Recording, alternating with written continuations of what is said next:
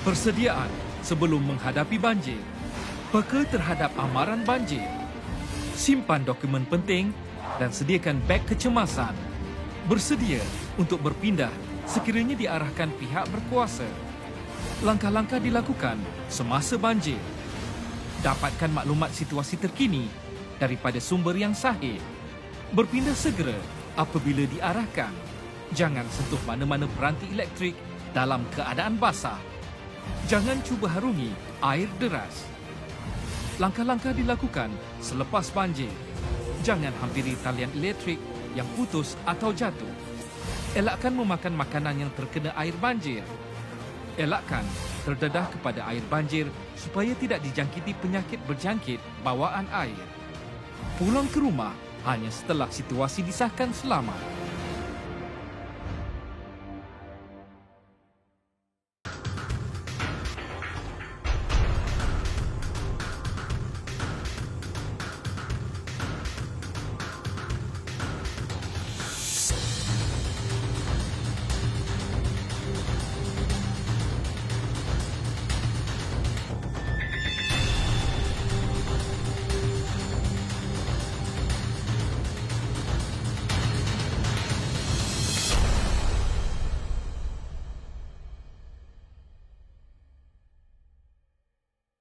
Assalamualaikum warahmatullahi wabarakatuh. Salam sejahtera, salam keluarga Malaysia.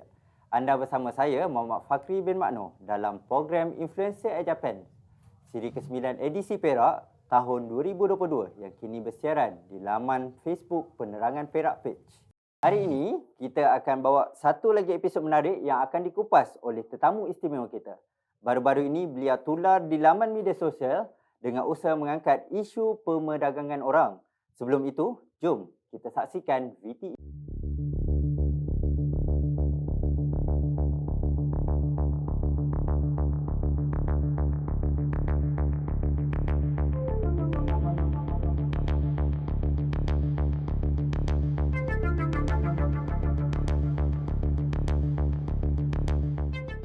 Penonton semua, kita alu-alukan dan ucapkan selamat datang kepada yang berbahagia, Datuk Hishamuddin Hashim, Setiausaha Agung Pertubuhan Kemanusiaan Masyarakat Antarabangsa Malaysia (MHO) ke program Influencer Japan pada petang ini.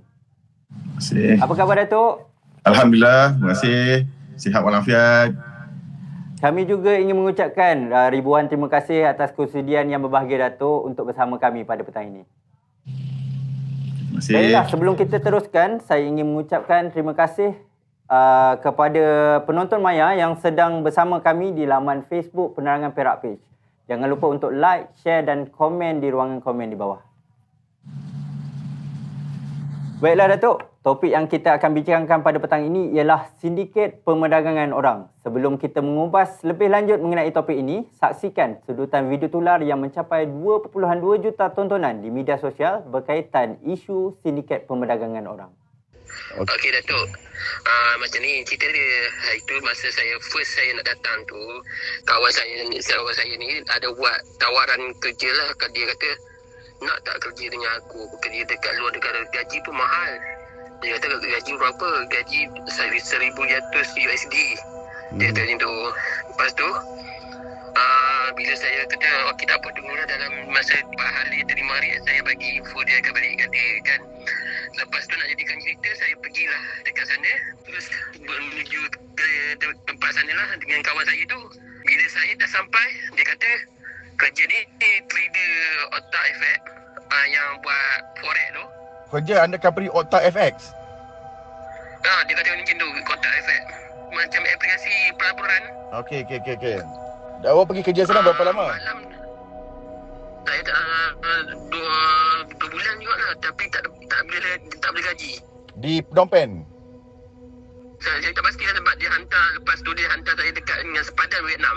Lepas saya nak hantar sepadan Vietnam tu, hotel dia dah full. Lepas saya kantoi tu, dia pukul saya dulu baru dia lepas saya. Siapa yang pukul? Orang Malaysia kita. Baik Datuk, Datuk merupakan antara figura dalam kalangan pertubuhan bukan kerajaan, NGO yang sering membangkitkan isu sindiket pemerdagangan orang. Boleh Datuk kongsikan kepada penonton bagaimana bermula perjalanan Datuk sebagai seorang aktivis dalam memperjuangkan isu ini? Bismillahirrahmanirrahim. Assalamualaikum warahmatullahi taala wabarakatuh. Salam sejahtera dan salam kemanusiaan kepada semua rakyat Malaysia dan juga Fakri. Pertama sekali, sebenarnya kita daripada MHO ini merupakan satu pertubuhan bukan kerajaan yang mana fokus kita adalah menjaga hak asasi manusia supaya tidak ada manusia yang dizalimi, tidak ada manusia yang ditindas, tidak ada pihak yang diambil kesempatan. Tidak kira apa-apa bangsa, apa-apa agama, kita tidak mahu ada mana-mana pihak yang ditindas, diseksa. Jadi kita ni adalah satu pertubuhan hak asasi yang mana kita berteraskan perlembagaan, yang mana kita konsisten dengan acuan Asia, acuan agama Islam dan juga acuan perlembagaan Malaysia. Jadi saya nak ceritakan sikit bagaimana pelibatan kita ni. Pada sebenarnya isu ni sebenarnya adalah isu yang telah lama berlaku. Cuma isu ini amat dekat kepada masyarakat Cina. Sebab kebanyakan daripada mangsa-mangsa ni merupakan rakyat Malaysia yang berbangsa Cina. Cuma di kalangan akhbar-akhbar, di kalangan media kurang memberikan coverage kepada isu ini. Dan sebenarnya secara jujurnya Fakri, saya baru tahu cerita ni sebenarnya dalam masa 6 minggu baru saya dapat maklumat. Apabila ada seorang kawan saya yang berbangsa Cina, namanya Daniel Khoo, dia datang jumpa saya, dia bagi tahu sahabat dia terkurung dan terperangkap di Cambodia. Saya heran, macam mana ada orang boleh terperangkap di Cambodia ni? Jadi daripada situlah saya mula mencari maklumat mengenai kes ni dan saya nampak bahawa perlu diketengahkan di peringkat nasional. Bukan hanyalah perlu dibawa kepada masyarakat-masyarakat Cina saja. Ini merupakan satu isu nasional yang perlu ditangani di peringkat negara Malaysia sendiri. Betul. Okey, baik Datuk. Isu pemerdagangan orang semakin hari semakin hangat diperkatakan. Namun, kalau macam Datuk cakap tadilah, masih ada segelintir masyarakat yang belum faham apa yang dimaksudkan dengan pemerdagangan orang. Secara ringkas, boleh tak kalau Datuk kongsikan kepada penonton kita apakah itu pemerdagangan orang? Okey, begini ya. Saya ingin membawa satu dari sebelum ni kita memahami bahawa kes ini adalah satu kes yang disifat komersial, iaitu kesalahan yang melibatkan skamer ni adalah jenayah komersial. Bila kita tengok kes ni, sebenarnya lebih daripada situ. Kerana dia ada elemen pemerdagangan manusia, dia ada elemen pemaksaan, dia ada elemen di mana mereka ini diseksa, mereka ini juga ada pihak yang dimaklumkan mereka diugut untuk dilacurkan dan juga ada kes yang melibatkan pembunuhan. Contoh buktinya seorang warga negara Malaysia yang tinggal di Ipoh yang telah mati. Cuma saya ingin berkongsikan di sini, bila kita sebut pemerdagangan manusia ni, maknanya ada elemen-elemen tertentu yang mana manusia ini didagangkan, dijual beli. Seperti hamba abdi, dipanggil modern slavery, penghambaan moden. Seseorang itu dipaksa, seseorang itu dijual, seseorang itu dieksploit, diambil kesempatan. Berlaku satu eksploitasi terhadap tenaga kerjanya tanpa kerelaannya, dengan sama ada bentuk fizikal ataupun mental. Mereka ditorture, mereka diseksa. Maka itulah satu benda yang dipanggil pemerdagangan manusia. Kerana ada konsep jualan, mereka ini dijual oleh ejen pertama kepada ejen kedua. Mereka ini dikurung, mereka ini diseksa, mereka ini diugut dengan bermacam-macam ugutan jenayah. Jadi ini menunjukkan bahawa ada elemen-elemen pemerdagangan manusia. Jadi kita nak cuba highlightkan di sini, ramai pihak melihat ini adalah isu skamer, hanyalah satu jenayah komersial. Sebab itu kita ingin maklumkan bahawa kes yang melibatkan sindiket penipuan kerja ini perlu ditukar takrif yang lain.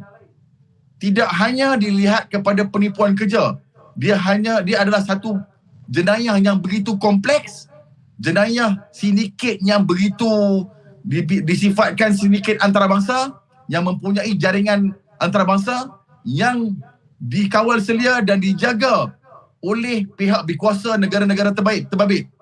Jadi sebab itulah sindiket pemberdagangan manusia ini perlu dijadikan satu isu utama, bukan saja di peringkat Malaysia tau, bukan saja di peringkat negara Malaysia, perlu menjadi topik perbincangan di dalam meja ASEAN dan juga perlu juga dibincangkan di peringkat United Nations, kerana jenayah ini membawa kesan yang buruk seluruh dunia.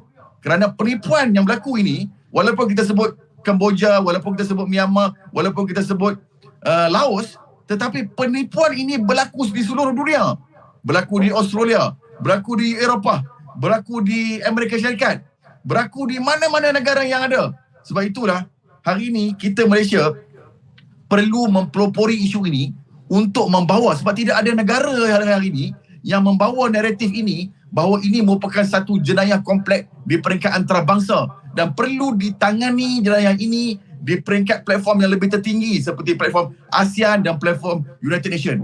Ini saya rasa inilah satu pemerdagangan manusia yang kita tak pernah terfikir lagi ada wujud pada zaman sekarang, yang selama ini kita nampak penghambaan ini berlaku zaman Rom, zaman-zaman Yunani, Greek dulu. Hari ini wujud isu ini di Cambodia, di Myanmar dan juga di Laos. Betul. Baik Datuk, baru-baru ini salah satu video Datuk yang berdurasi 9 minit 34 saat tular di media sosial. Bukan saja dalam kalangan warganet, bahkan video ini juga turut mendapat perhatian daripada Yang Amat Berhormat Perdana Menteri Malaysia. Menariknya lagi, beliau membuat kenyataan balas terhadap video tersebut. Apa perasaan Datuk? Dia begini, pertama sekali image saya ini sebenarnya bukanlah seorang orang politik. Saya ni adalah, fikiran saya satu saja. Saya dapat aduan daripada mangsa dan saya rasa resah sekiranya saya tak dapat menyelesaikan masalah ni. Dan apabila masalah ini berlaku, saya nampak penyelesaian ni tidak dapat diselesaikan melainkan dengan pelibatan Perdana Menteri Malaysia.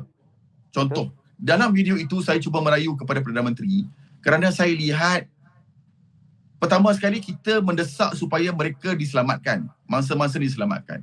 Setelah mereka diselamatkan, fasa yang kedua ni, kita mempunyai masalah yang mana pihak kedutaan Malaysia di Laos, di Myanmar dan di Cambodia berdepan dengan kekangan kewangan untuk operasi menyelamat mereka ni. Contoh, sebagai contoh, saya ada mangsa yang ditahan, diselamatkan oleh polis Cambodia di Sihanouk Ville.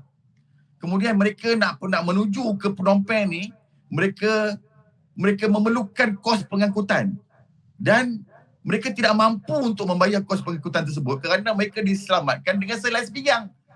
Mereka kerja tidak bergaji. Mereka ni macam contoh hamba abdi kan, tidak dibayar gaji. Jadi daripada mana mereka nak ada duit untuk pergi ke Phnom Penh? Dan saya tidak salahkan langsung kedutaan negara-negara terbabit kerana kedutaan sudah tentulah mempunyai had dari sudut kewangan.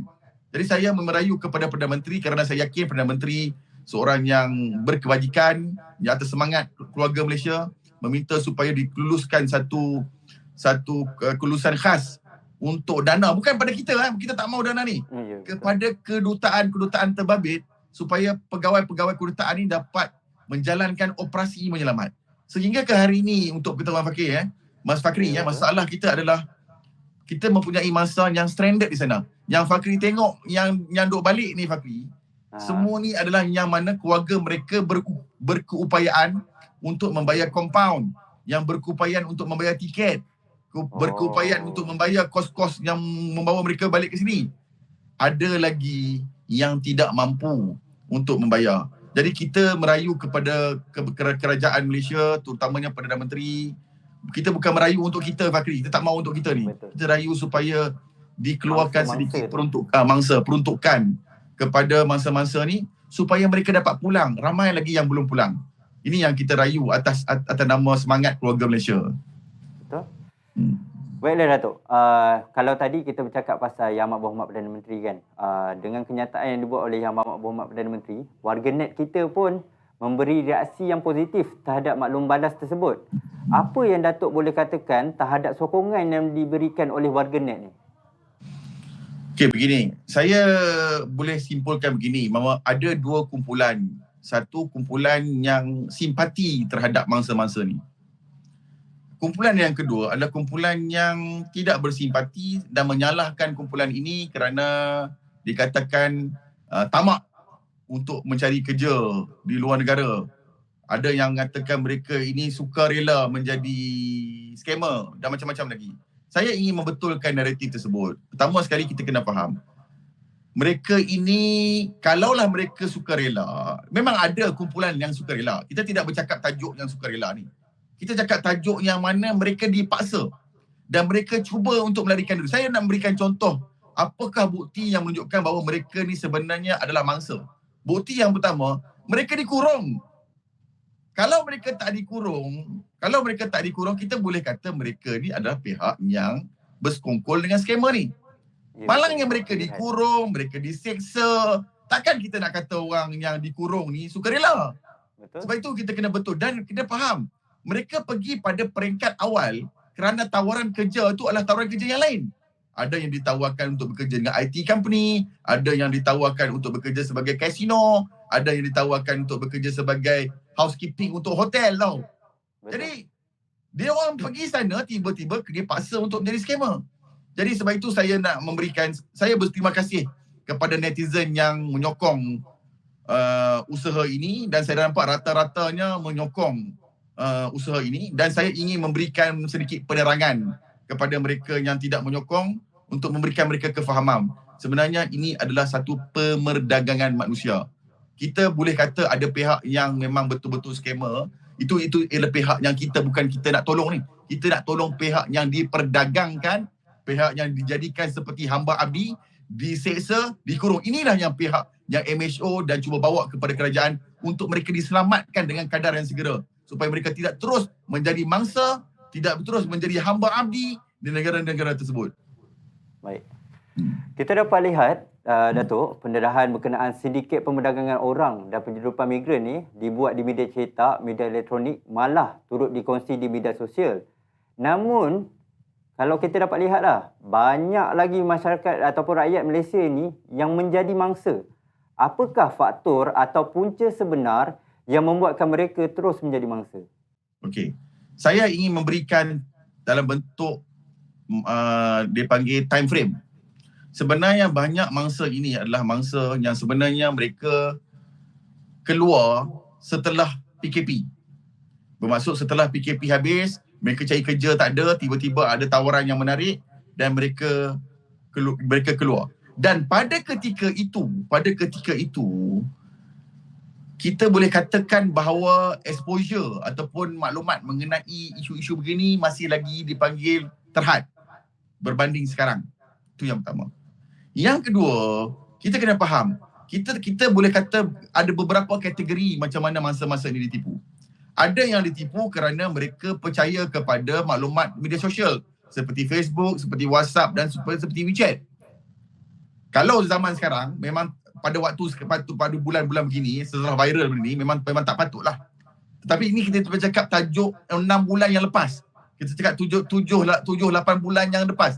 Tidak ada orang yang terfikir kalau mereka pergi bekerja di Dubai, mereka akan diperdagangkan, dibawa masuk ke Myanmar. Saya ada sekumpulan mangsa, mereka pada peringkat awalnya bekerja dengan IT company di Dubai. Mereka bekerja selama 3 bulan dengan IT company di Dubai dan mendapat gaji yang baik. Tiba-tiba mereka dimaklumkan bahawa syarikat mereka tutup dan mereka dibawa ke Thailand dan disudut masuk ke Myanmar. Jadi kita nak salahkan macam mana? Itu satu. Yang kedua, ada juga mangsa ini ditipu oleh rakan-rakan mereka sendiri. Ini sebab itu saya kata ini mereka dijual. Contohnya, saya ada mangsa yang mana mereka nak pergi kerja di Thailand. Sampai di sana, dia disuntik dengan dadah dan disudut masuk ke dalam Myanmar, KK Park. Ini contoh-contoh macam. Ya, saya ada juga orang yang ketiga, dia ni ikut kawan dia. Sampai di dekat dengan Kelantan, dia sudut pula masuk. Sampailah ke Laos. Jadi sebab itu saya kata sindiket ini ada macam-macam. Kita boleh katakan bahawa walaupun macam mana, sebab itu kita kena katakan bahawa buat masa sekarang, sebab selagi mana ada hak perdagangan manusia, Center of Human Trafficking di Myanmar sekarang ni, Selagi itu kita semua agak berisiko. Nak percaya kawan pun dah tak boleh. Betul. Bukan setakat percaya kepada media sosial.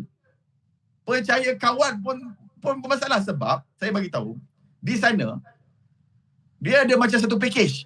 Kalau nak balik, kau kena bawa lagi 5 orang masuk. Baru kau boleh balik. Jadi orang yang ada kat sana, dia nak balik tak tahan dah kena. Jadi apa dia buat? Dia akan cuba memujuk rakan-rakan dia yang lain untuk datang, untuk dia dapat pulang. Jadi sebab itu saya katakan, bukan hanya media sosial, bukan hanya advertisement macam mana, kadang-kadang kita boleh kalah pada pujukan. Sebab itulah kita daripada MHO melihat, kita kawallah macam mana sekalipun, kita bagilah campaign awareness macam mana pun, selagi mana kita membiarkan sindiket itu wujud di Myanmar tu, dan mereka ada tempat yang dikawal selia oleh pihak kerajaan ataupun pihak berkuasa di Myanmar tu, selagi itu masalah ini takkan selesai. Dan saya juga mencadangkan juga kepada Ketua Pengarah Immigration. Cadangan saya ini adalah supaya Ketua Pengarah Immigration mencari satu punca kuasa supaya boleh menghad mana-mana rakyat Malaysia yang berumur 18 ke 40 tahun, kerana mereka ni dipanggil kumpulan-kumpulan yang berisiko sekiranya mereka mencapai kriteria-kriteria tertentu. So sebagai contoh, mereka ni bukan frequent traveller, tak pernah pergi melancong, baru buat pasport pertama kali, tiba-tiba nak pergi ke Kamboja, nak pergi ke Laos, ke Myanmar yang pertama.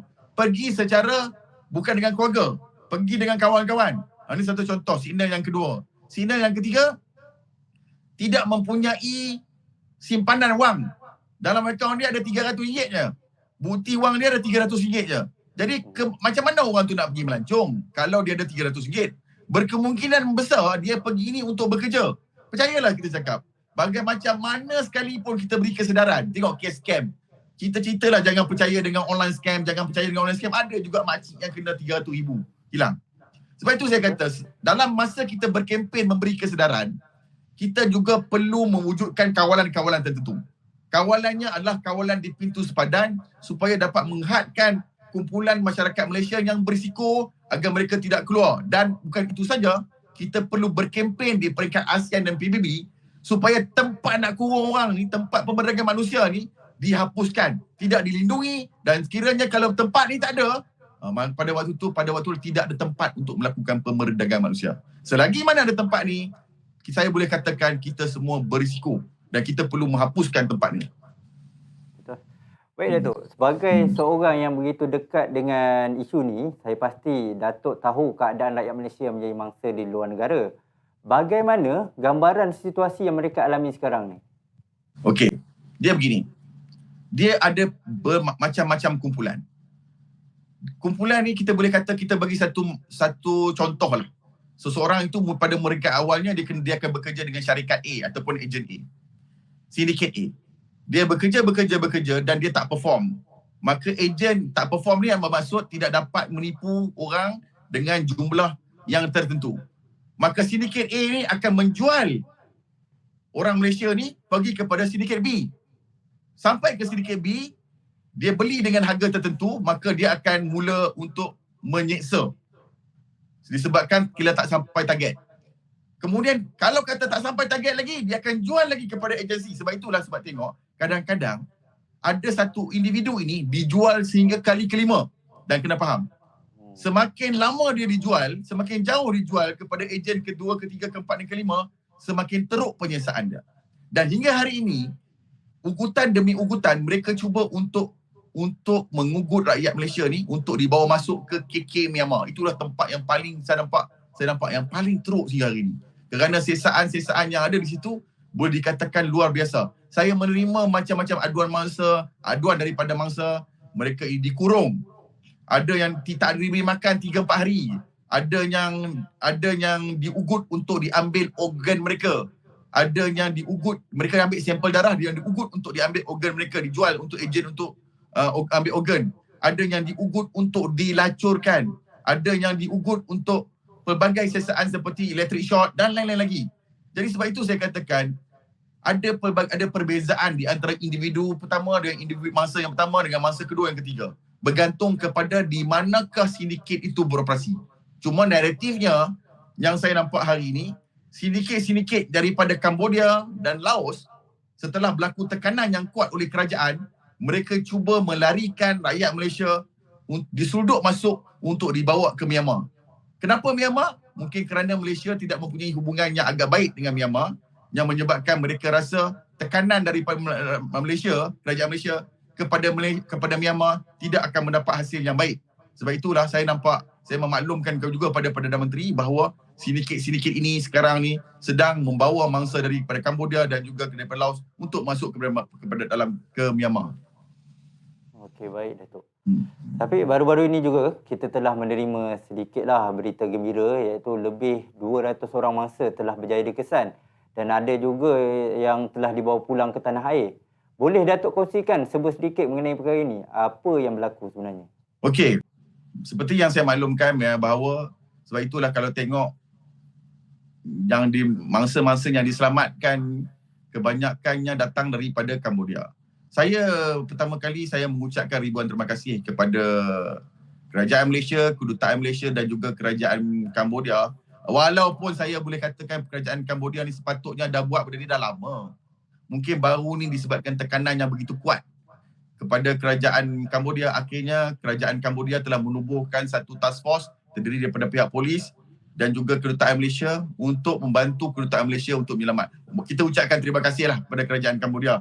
Better late than never kan, mereka tak buat langsung. Cuma saya katakan yang disebut menyelamat ni bukan saya tidak berterima kasih. Saya menghargai usaha-usaha yang ada daripada Kedutaan Cambodia, daripada Kedutaan Malaysia di Cambodia, Kedutaan Malaysia di Laos. Memang bagus, sangat bagus. Cuma isunya adalah mangsa-mangsa yang diselamatkan ini semuanya datang daripada dua negara ni je. Daripada Myanmar kita dengar senyap dan sepi. Dan kerajaan Myanmar seolah-olah buta dan tuli, seolah-olah tidak mengendahkan langsung desakan-desakan daripada media, desakan-desakan daripada NGO dan membiarkan saja sindiket ini beroperasi di negara Myanmar. Seolah-olah mereka merelakan negara mereka menjadi hak pembandagan manusia. Sebab itu saya katakan, saya sebenarnya secara jujurnya tidak begitu risau dengan situasi yang ada di Cambodia.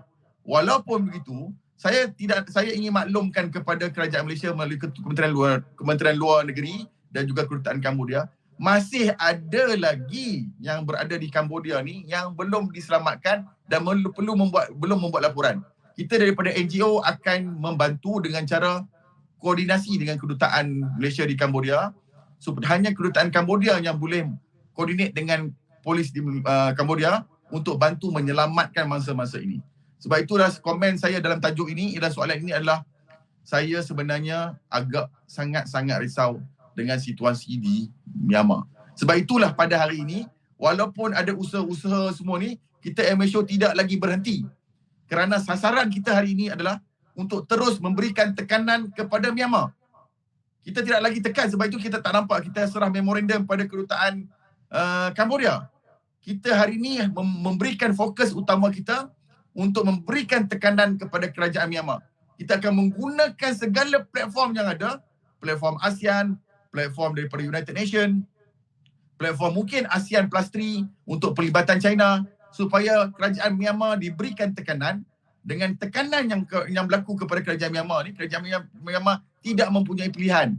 Kerana dengan pelibatan kerajaan Myanmar sajalah untuk hari ini, dengan izin Allah, dapat membantu untuk menyelamatkan rakyat Malaysia di Myanmar. Jadi fokus utama kita hari ini, MHO dan NGO-NGO lain, dan juga kita ingin membawa kerajaan Malaysia untuk memberikan tumpuan kepada kerajaan Myanmar untuk menyelamatkan rakyat Malaysia.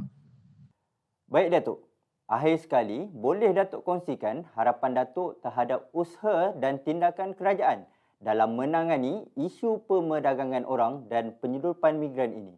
Okey, pertama sekali setiap pihak perlu terlibat.